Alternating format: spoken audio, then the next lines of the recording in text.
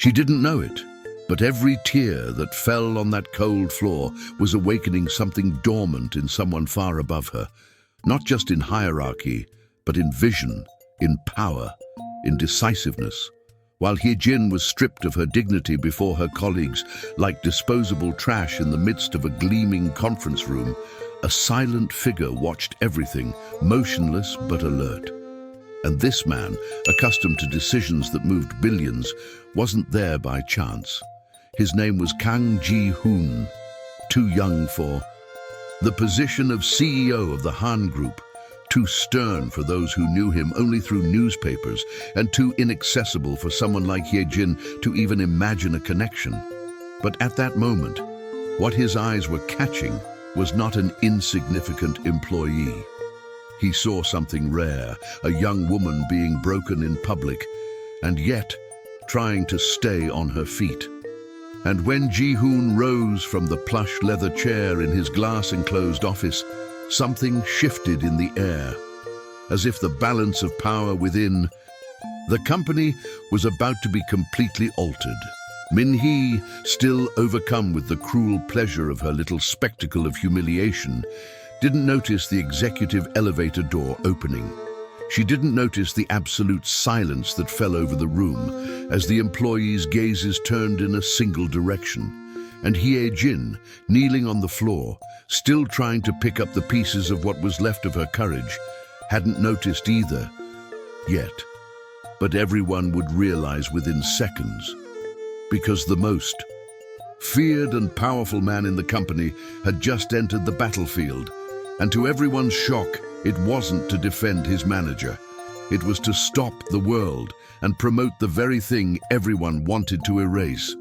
What no one knew was that at that moment, the power play had changed, and Hye-Jin would be the most unexpected piece of the entire match. If you enjoy heart-touching stories and unexpected twists that make your heart race, subscribe to the channel and leave a like so you don't miss any episode. Before being reduced to nothing under the merciless gaze of the luxurious office in Gangnam, Kim Hye-Jin already carried on her back a story that few would be able to bear. Born in Busan, he grew up in a small, simple house, built with the effort of his grandmother, who had always been the only loving figure in his life. His father had disappeared when he was still a child, and his mother had passed away too soon, leaving only vague memories of a soft perfume and a tired smile. Hye-Jin learned early on that life wouldn't be easy. While other girls dreamed of travel and designer clothes, she found herself torn between studying and odd jobs to help with household expenses. As a teenager, she spent her nights selling rice balls on the busy streets, always holding her head high, even when the cold bit her skin or customers treated her with disdain. His biggest dream was to study fashion design, inspired by her grandmother's skilled hands, who sewed clothes for neighbors and friends. But when the elderly woman's health began to fail, Hye-Jin didn't hesitate. She dropped out of college to care for her and secure the money for her medications.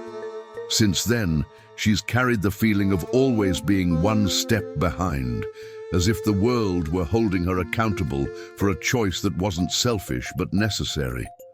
Determined to start over, she moved to Seoul. She braved the crowded subway daily, squeezed between elegantly dressed executives, clutching her simple bag with the documents she carried like treasures. Each job interview was a test of endurance, and each dismissive glance at her diploma-less resume was a cruel reminder of the inequality surrounding her. Still, Hye-Jin believed she could find a place where her dedication was greater than any missing line on a paper. When she finally landed a spot at, her group, even in an inferior position, felt that a door had opened. He did not imagine that, upon passing through it, he would also encounter the harshest trials of his life. And it was precisely this thirst for dignity, this silent fire that drove her every day, that gave her the strength to endure every sideways glance, every veiled comment, every test disguised as a trivial task. What no one knew was that Behind her fragile appearance lay an unshakable courage that was yet to be revealed. And it was amidst this weight of sacrifices and interrupted dreams that, on an ordinary day at work, fate placed someone in her path. Someone who watched, in silence, but who would change everything she believed about herself. As Hye-Jin's humiliation unfolded like a cruel spectacle before the employees, someone watched from a privileged vantage point. On the upper floor, protected by vast glass walls and surrounded by the silence of an imposing conference room, stood Kang Jun-ho, the young CEO of the Han Group. His face remained impassive, but his eyes never wavered from the scene below. Jun-ho's figure always carried an air of mystery. Known in the Korean press as the Cold Heir, the son of a powerful family that controlled entire conglomerates, he rarely showed emotion in public. To his employees, he was simply the distant, unreachable leader who rarely mingled with the company's everyday life. But at that moment, his attention was fixed on something no one else seemed to see: the silent pain of a young woman who refused to surrender, even when crushed by cruel words. He crossed his arms, leaning slightly against the glass table. The reflection of the illuminated city behind him contrasted sharply with the humiliating scene below. His watchful eyes absorbed every gesture from Min-hee, every tear from Hye-Jin, and though he hadn't moved a muscle, there was a barely perceptible trace of indignation in his expression. In the icy atmosphere of the company, no one knew that the man's gaze had the power to change entire destinies. Jun-ho remained silent, as if waiting for the exact moment to act, the instant when his presence would cease to be merely an observing shadow and become the center of everyone's attention. And what no one in that room could have imagined was that Hye-Jin's young humiliation was just beginning, and the next blow would be even more cruel, testing the limits of her endurance. The air inside the office seemed thicker by the minute. Eyes were still fixed on Hye-Jin, who was trying to gather her belongings with what dignity she had left. But manager Park Min-hee, overcome by an almost unhealthy need to assert her authority, wasn't satisfied. For her, simply destroying Hye-Jin's confidence wasn't enough. She needed to crush her image in front of everyone, as if this would serve as a lesson to the others. "You think you're fooling anyone with that victim face?" Min-hee snapped, holding up a folder containing Hye-Jin's resume. "Here's proof you have nothing more than a high school diploma." And without hesitation, she tore the document into pieces in front of her classmates, letting the papers fall like fragments of a life Hye-Jin had dreamed of rebuilding. The sound of the paper ripping was like thunder. Each piece that fell to the floor seemed to scream failure, shame, humiliation. Some employees laughed openly this time, encouraged by the manager's example, while others, even embarrassed, remained silent to avoid becoming the next target. Hye-Jin, her face bathed in tears, tried to catch her breath to answer. I just wanted a chance." Her voice came out shaky, almost inaudible, but Min-hee wouldn't stop. "An opportunity? Do you think a company like Han Group will stoop so low as to hire someone with no degree?"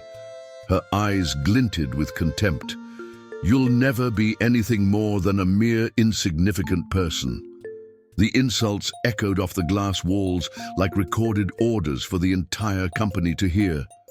Hye-Jin's heart seemed to shrink with each word, as if she were being subjected to the judgment not only of her manager, but of the entire corporate world, which mocked her for daring to believe that effort could replace titles. She held tightly to her grandmother's photo, and in that small gesture there was a silent resistance, as if she were telling herself she couldn't fall, couldn't show complete weakness. But her eyes betrayed the deep pain, and her labored breathing showed she was on the verge of collapse. It was then that an even crueler scene unfolded. two of the manager's closest colleagues began to whisper loudly, laughing at Hye-Jin's simple outfit and mocking her worn-out shoes. "It looks like you took it out of the trash," one of them said jokingly, drawing laughter from a small group. The humiliation was no longer just professional, but personal, an attack on her essence, on what little she had. The young woman lowered her head, feeling that with every second, another part of her was being shattered before these people. And above all, there was the silent security camera, recording every moment of that scene of injustice. What seemed like just another routine act of cruelty was being recorded, ready to become proof of something no one expected. The atmosphere was tense, and the employees held their breath, unsure of how this would end. Some glanced discreetly at the glass walls of the upper floor, noticing a motionless shadow watching the scene. They didn't yet know who it was, but they could feel the weight of that gaze. And what no one imagined was that, in the next moment, that room would hear a voice capable of interrupting the cruel spectacle and completely transforming Hye-Jin's destiny. The malicious laughter was still echoing when the quiet sound of the elevator interrupted the scene. The steel doors slowly opened, revealing the imposing figure of Kang Jun-Hosilence, spread like a cold breath through the room. Everyone knew who he was, but few had the courage to face him directly. His impeccable suit reflected the cold light of the office, and his piercing gaze made every employee look away. Park. Min-hee, surprised, straightened her posture, trying to hide her nervousness with a forced smile, but the man wasn't fooled by superficial gestures. Without raising his voice, Jun-ho walked down the aisle between the tables, the atmosphere growing heavier with each step. His shoes echoed like drum beats, announcing that something grand was about to happen. When he stopped before the scene, he looked directly at Hye-Jin, who was trembling with the box in her arms, her face still streaked with tears. It was then that, in front of everyone, he said, "She's not going anywhere. From today on, Kim Hye-Jin will work directly with me." The shock was immediate. Some widened their eyes, others let out gasps of astonishment. Park Min-hee, in disbelief, tried to protest. But President Kang, this girl doesn't have..." Jun-ho interrupted her with a simple raise of his hand, imposing absolute silence. "What she lacks in titles, she makes up for in courage and dedication, and I won't tolerate anyone in this company treating my employees like trash." The words rang out like thunder. For the first time, someone was standing up to Min-hee's arrogance. And he wasn't just anyone. He was the owner of the company, the man whose voice could transform careers in seconds. Hye-Jin, stunned, couldn't believe what she was hearing. Her heart raced, torn between fear and the inexplicable feeling of being protected by someone she barely knew. The weight of humiliation still weighed heavily on her shoulders. But now a flame of hope was igniting amidst the darkness. But what Hye-Jin couldn't foresee was that gesture, as unexpected as it was powerful, would be just the first step on a journey that would lead her to face even greater challenges. After Kang Jun-ho's unexpected announcement, the atmosphere in the office changed. The silence that had previously accompanied Hye-Jin's humiliation was now one of pure disbelief. Employees exchanged confused looks, some whispered, others couldn't hide their surprise. The young woman, still holding the box in her arms, seemed unsure whether she had woken from a nightmare or just entered an impossible dream. Without giving any further explanation, the CEO turned and ordered, "Follow me." Jun-ho's footsteps echoed down the hallway, and Hye-Jin hesitantly followed behind him. With each floor the elevator ascended, her heart beat faster. It was as if she were leaving behind the world that had crushed her and being ushered into a whole new universe. When the doors opened on 38th floor, the shock was immediate. Unlike the ordinary space, silence, elegance, and sophistication reigned here. Glass walls revealed a panoramic view of Seoul, with the Han River reflecting the golden sunset light. An assistant opened the door to the main room, and Hye-Jin entered timidly. The imposing space made her feel even smaller, but Jun-ho's presence, firm and calm, seemed to soothe her nervousness. He gestured to the chair in front of his desk and waited for her to sit. "You must be wondering why I did this," he said, staring at her. "I saw something in you that many here fail to see. Courage." The words sank deep. Hye-Jin, accustomed to hearing criticism, hardly knew how to react to such unexpected praise. Her voice trembling, she replied, "But I don't have a diploma, President Kang." A faint smile tugged at the corners of his lips. "Diplomas are just papers. What I want are people who carry truth within them." The silence that followed was charged with meaning. For the first time in a long time, Hye-Jin felt someone saw beyond her appearances, beyond her flaws. In that moment, a new chance had appeared, so unlikely it seemed impossible to refuse. Still, her heart was torn. The fear of not measuring up gnawed at her thoughts. What if it was just a passing illusion? What if she'd be humiliated again? But when she looked up and met Jun-ho's steady gaze, she realized there was no turning back. This was the opportunity she'd silently prayed for so many nights. With a nod, he concluded, "Starting today, you will be my personal assistant. Prepare yourself, because your path will not be easy. But if you remain as steadfast as you have been until now, you will discover that you can achieve more than you imagine." Those words sounded like a promise, and at the same time, a challenge. Hye-Jin's heart raced. It was as if life had taken a sudden turn, taking her from an abyss of humiliation to a fragile bridge that could lead her to a completely different future. But what Hye-Jin didn't know yet was that this new beginning, so full of hope, would also be the beginning of even tougher trials, capable of testing not only her courage, but also the feelings that were beginning to be born in silence.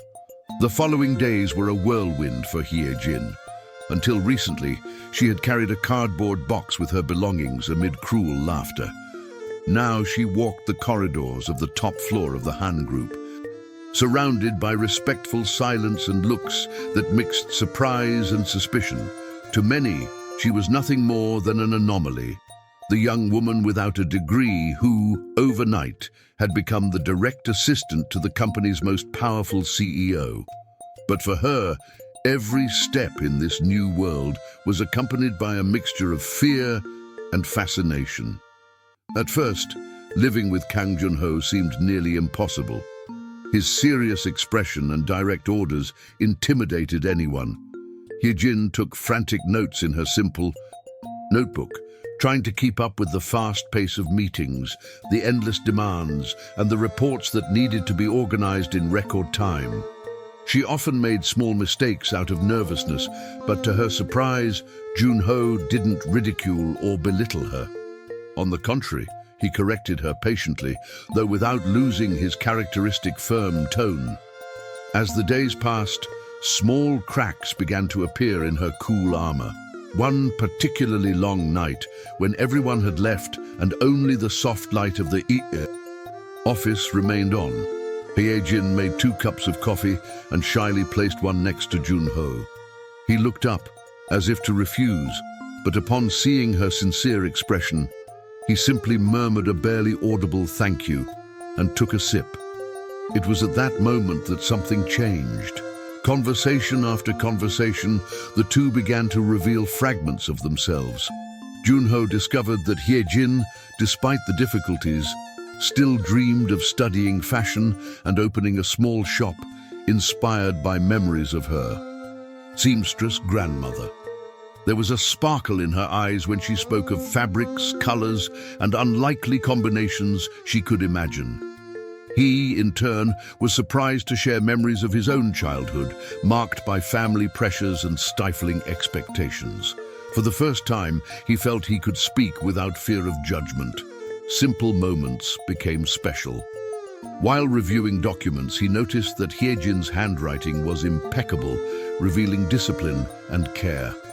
Another time, during a tense meeting, she discreetly straightened Junho's crooked tie before he entered the room. The gesture was small, but it sparked a strange feeling of warmth in him, something he hadn't felt in a long time. Meanwhile, rumors within the company only grew. Many believed Hye-Jin had secured the position through shady means. Others bet she would soon be ousted. But behind closed doors, their professional relationship began to blossom into something deeper.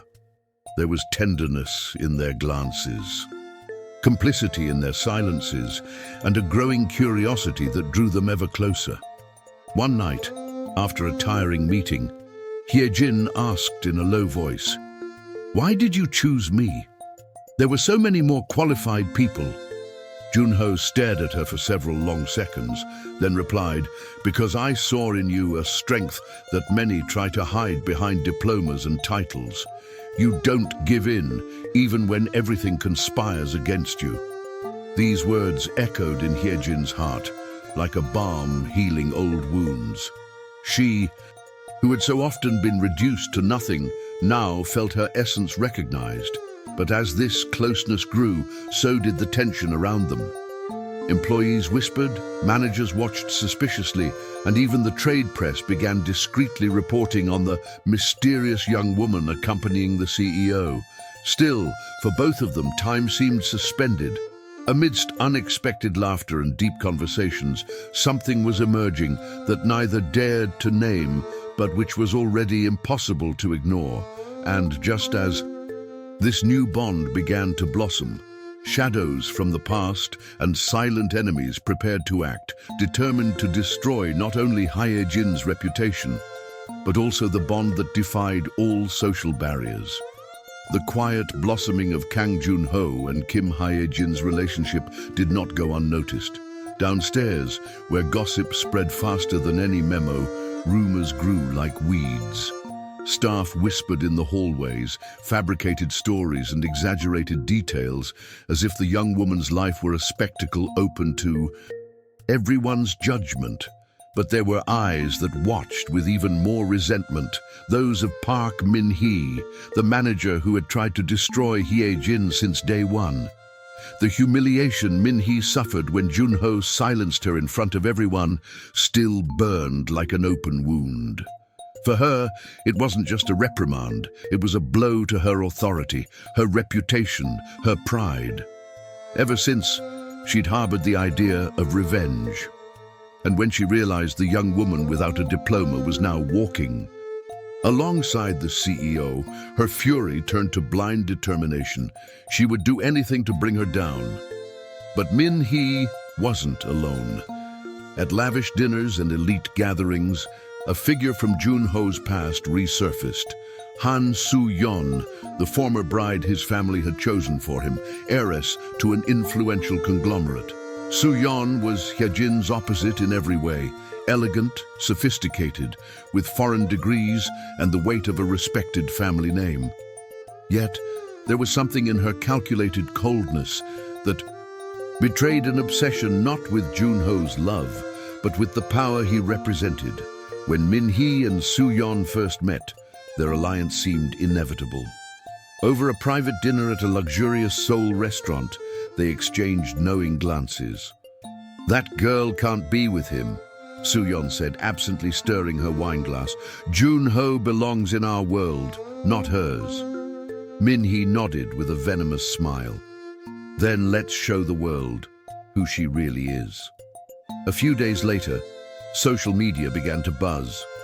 Anonymous accounts spread rumors that Hye-Jin was using her position to manipulate the CEO, insinuating that she was only after money and status. Photos of her leaving the office late, taken in secret, were posted with vicious captions. "Assistant or secret lover?" The specialized press was quick to seize on the scandal.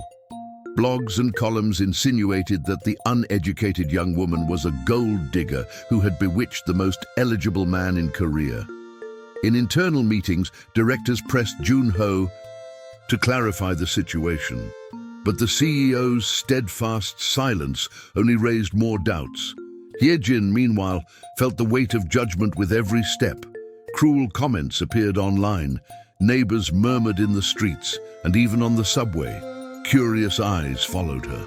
She couldn't understand how her life had become such a public spectacle. Nights became sleepless, with silent tears wetting her pillow as she tried to find the strength to carry on.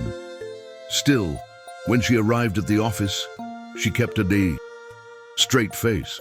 She didn't want to give her enemies the pleasure of seeing her break, but inside, the battle was painful, and doubt was beginning to erode her faith in what she was experiencing.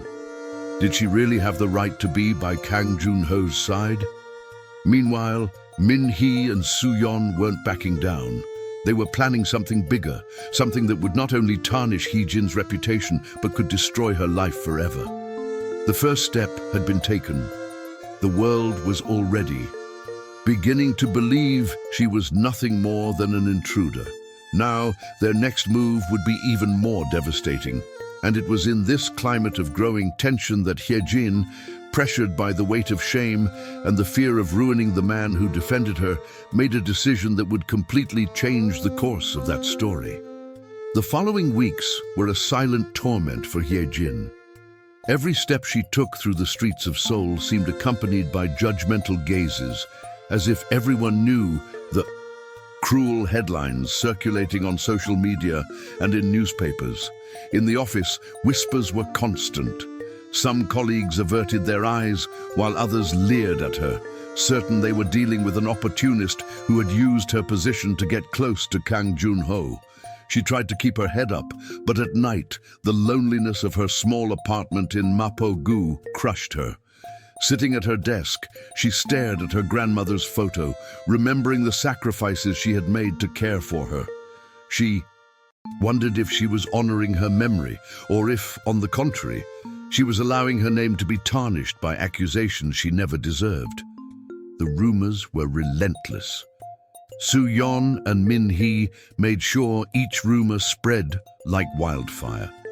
One article insinuated that Jun-ho was only keeping her for passing fun. Another claimed she had forged documents to get the job. The pressure was unbearable. And amidst all this, a fear grew within her, the fear of ruining the image of the one man who reached out to her when everyone else rejected her. Jun-ho was already facing angry directors, suspicious shareholders, and a relentless press. What if, because of her, he lost everything he'd built? That morning, overcome with grief, Hye-Jin decided she could no longer stay by his side. She wrote a letter with trembling hands, her tears smearing some of the ink. President Kang, thank you for believing in me when no one else did. But I cannot allow you to suffer because of me. You deserve someone of your caliber, not someone like me. The next morning, she left the letter on his desk, along with her company badge. Silently, she left the building she had once believed to be the symbol of her new beginning. She walked through the busy streets of Seoul as if invisible, blending into the crowd, but with a broken heart. When Jun-ho entered his office and found the note, a suffocating tightness gripped his chest. He read each line with disbelief, as if the words were daggers slowly digging into his skin. The room seemed to spin around him. He knew that if he didn't do something, Hye-Jin would disappear forever. And it was exactly at that moment, when everything seemed lost, that Kang Jun-ho made the boldest decision of his life. A public revelation that would change not only Hye-Jin's image, but also their fate forever. On that grey morning in Seoul, the headlines were relentless. News portals splashed the headlines in bold letters. Who is the young woman without a degree who won over? The CEO of Han Group, assistant or gold digger? The name of Kim Hye-Jin was everywhere, and speculation grew like an unstoppable wave. Within the company, shareholders pressed, demanding a clear position from Kang Jun-ho.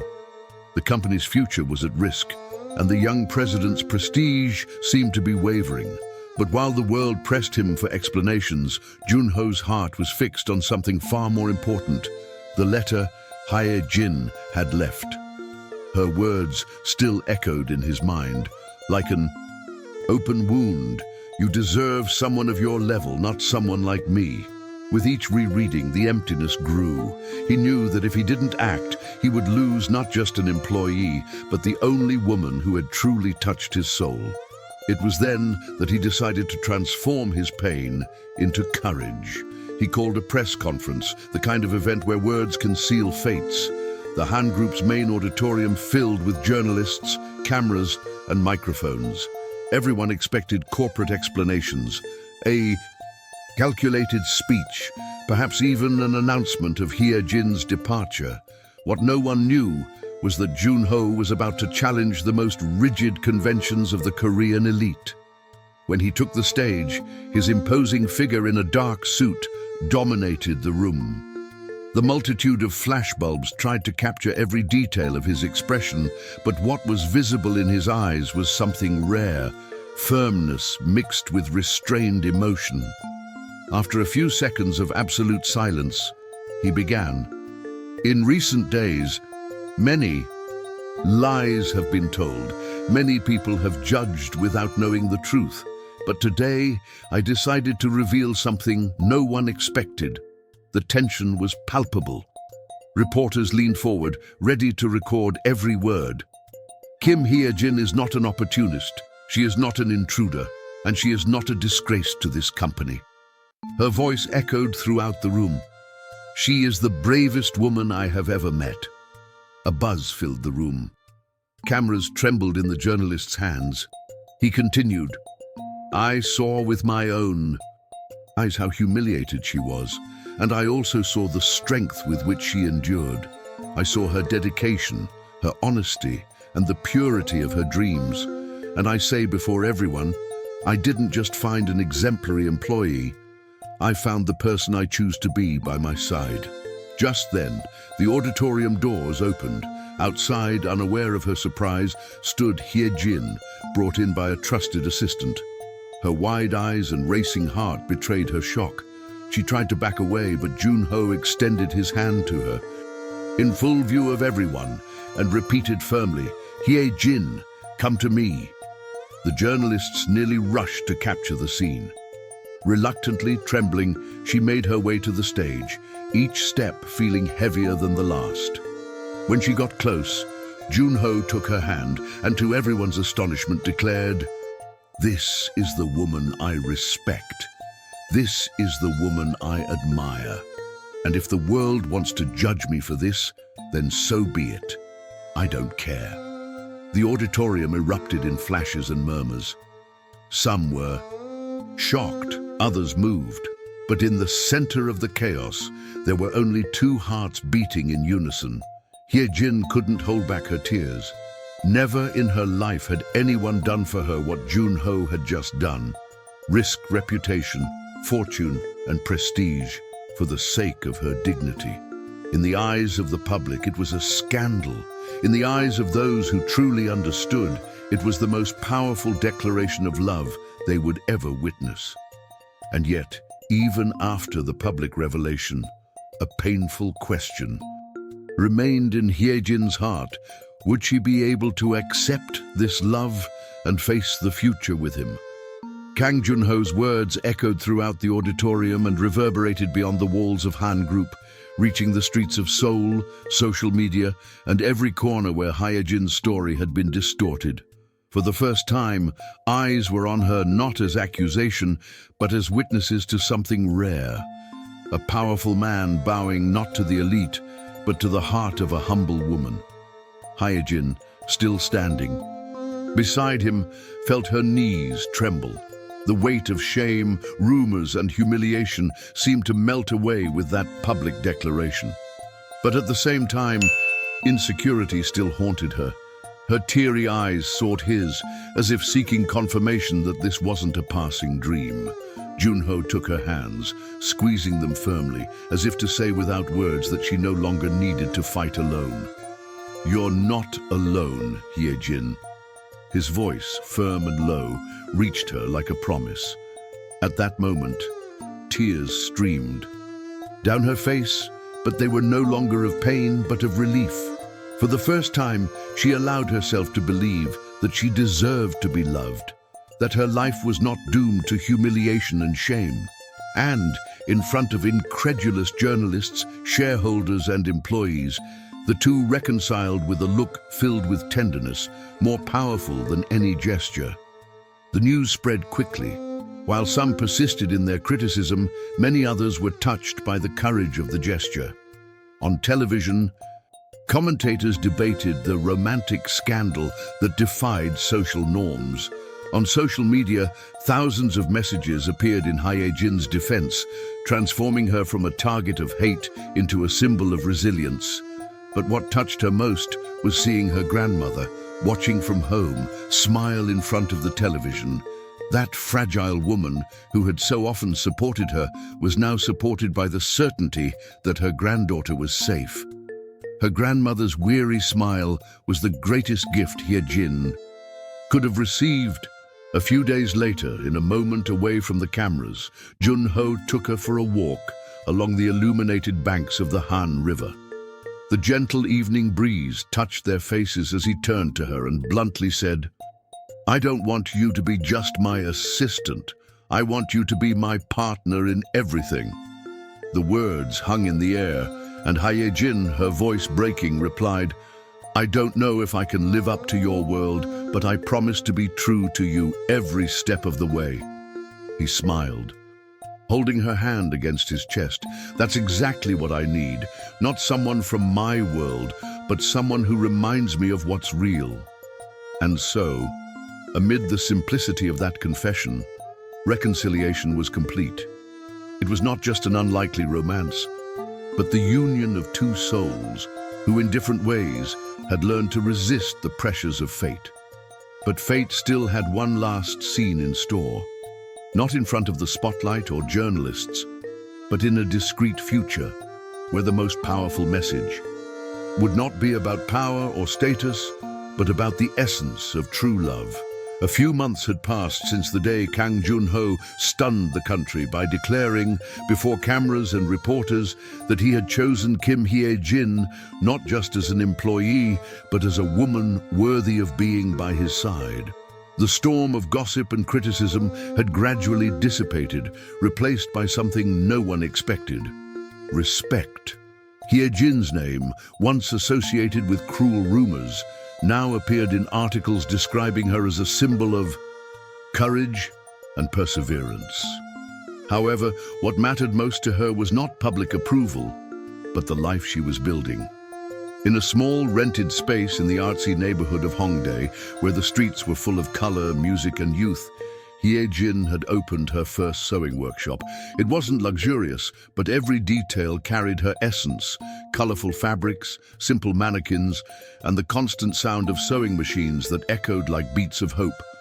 There, surrounded by young apprentices dreaming of pursuing fashion, Hye-Jin conveyed what she had learned from life: that dignity isn't born of titles, but of the courage to persist. With delicacy, she demonstrated how to transform scraps into unique pieces, teaching that even what the world calls disposable can become beautiful when treated with respect. Jun-ho, always present, often appeared silently, observing with pride the sparkle in her eyes. To him, that place was more valuable than any luxurious boardroom. Here lay the true triumph: seeing the woman he loved blossom into her own dreams without letting the pain of the past define her future. One sunny afternoon, seeing one of her apprentices cry because she felt inadequate, Hye-Jin knelt before her and said softly, "I too have heard that I was incapable, unworthy, worthless, but I discovered that the true diploma we carry is here within." She placed her hand on her chest, over her heart. "If you believe in yourself, nothing can steal your essence." The words touched, not only the young woman, but everyone in the room.